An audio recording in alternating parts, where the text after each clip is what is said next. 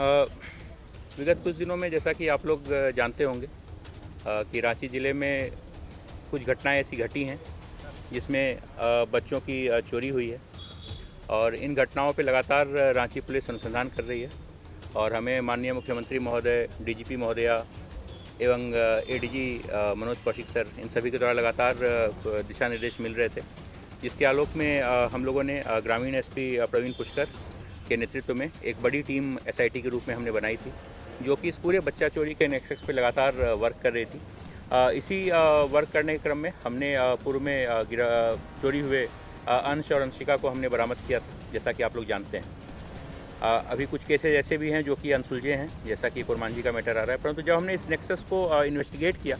तो हमें ये जानकारी समझ में आई कि एक बहुत बड़ा गैंग है और जो गैंग की ऑपरेट कर रहा है, ये गैंग बंगाल, बिहार, उड़ीसा, यूपी, झारखंड, इन सभी स्टेट्स में ऑपरेट करता है। और इस गैंग का मोडस ऑपरेंडी इस तरीके का है कि ये लोग ऐसा ट्राई करते हैं कि उस प्रकार के बच्चे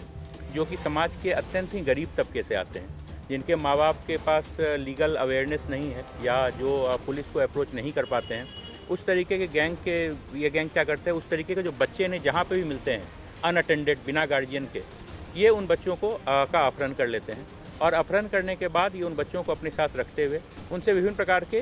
गलत काम जो है, असंवैधानिक और इलीगल काम जो है वो करवाते हैं, जैसे चोरी हो गई, पॉकेटमारी हो गई। और इसके साथ साथ जो बच्चियाँ इनको मिलती हैं और उसके साथ जब वो बच्चियाँ एक पर्टिकुलर एज को प्राप्त हो जाती हैं तो उसके उनसे जो है सो अनैतिक देह व्यापार का भी धंधा करवाने की बात जो है वो सामने आई हमारे। इसी क्रम में एसआईटी ने लगातार काम करते हुए हम लोगों ने कुल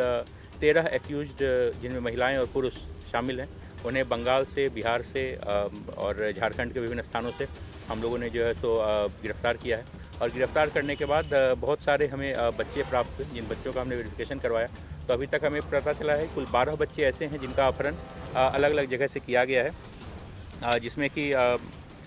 कुछ बच्चे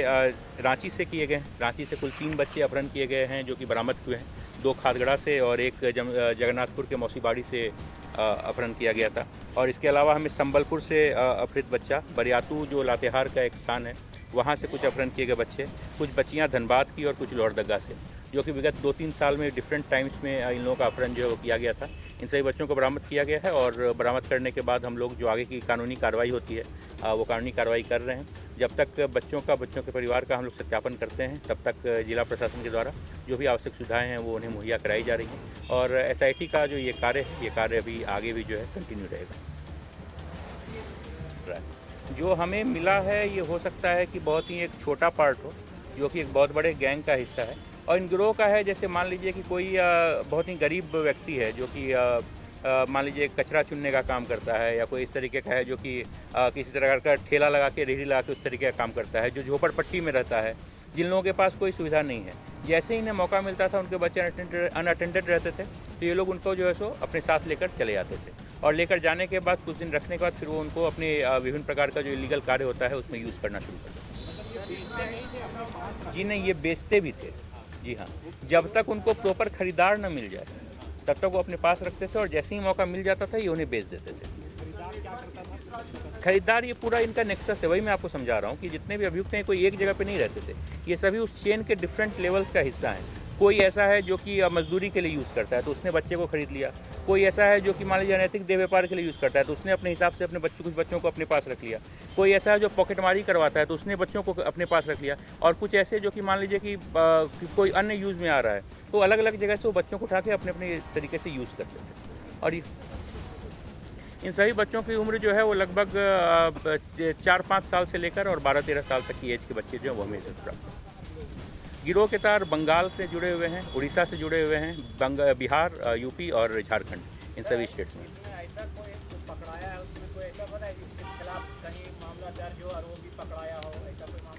ये सभी लोग जो है इस चीज़ की हम लोग अभी जांच कर रहे हैं। मैंने आपको जैसा कहा कि कुछ लोग ऐसे हैं जो पूर्व में चार्जशीटेड आरोप पत्रित रहे हैं इन तरीके के मामलों में, और बहुत सारे लोग ऐसे हैं जो कि अभी तक छुप के सफ़ेद पोश के रूप में काम कर रहे थे। ये लोग के लिए ये बच्चे जो है बेसिकली एक तरीके का एक कमाई का जरिया थे, और ये प्रोफेशनल बच्चा चोर गिरोह जो होता है, ये प्रोफेशनल बच्चा चोर गिरोह के ये लोग पार्ट हैं। हाँ, उनको बेचने के लिए इन लोगों ने बात कर ली थी और 7 तारीख या 8 तारीख को जो ख़रीदार है वो आने भी वाला था, परंतु समहाउ जो पुलिस की सक्रियता थी, जो समाज में जो एक तरीके का एक जो मैसेज फैल गया था, तो उस डर के कारण वो लोग जो है सो नहीं आ पाए और यही कारण है कि हम लोग जो है सो सकुशल बरामद करवाने में उसके हिसाब जी हम लोग उस पर वर्क कर रहे हैं। जगह से बरामद हुए हैं। कुछ बच्चे हम लोगों ने पुरुलिया से बरामद किए हैं, कुछ बच्चे हमने लातेहार से बरामद किए, अलग अलग जैसे में बरामद हुए हैं। ये रांची नहीं, ये मल्टी स्टेट सिंडिकेट है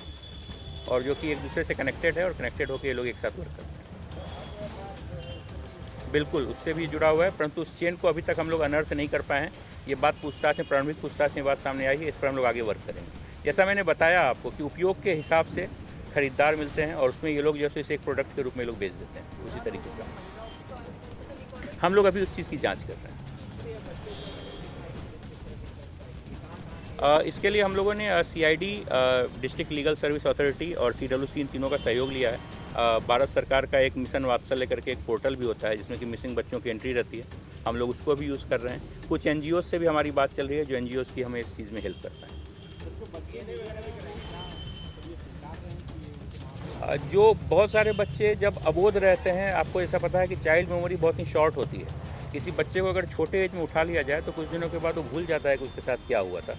तो अधिकांश ये लोग जो है उसी तरीके से प्रयास करते थे कि जो छोटे उम्र के बच्चे हैं उसको ये लोग उठाएं, ताकि 2 साल 3 साल 4 साल के बाद वो जहाँ पे गए उसी रूप में ढल जाए, मतलब उनका कोई पूर्व की याददाश्त जो बचे नहीं। कुछ बच्चे जो कि सेंस में हैं, जिन्हें कि थोड़ी अधिक उम्र में उठाया गया था, उन लोगों ने स्वीकारा है कि उनके साथ जो है घटना घटी।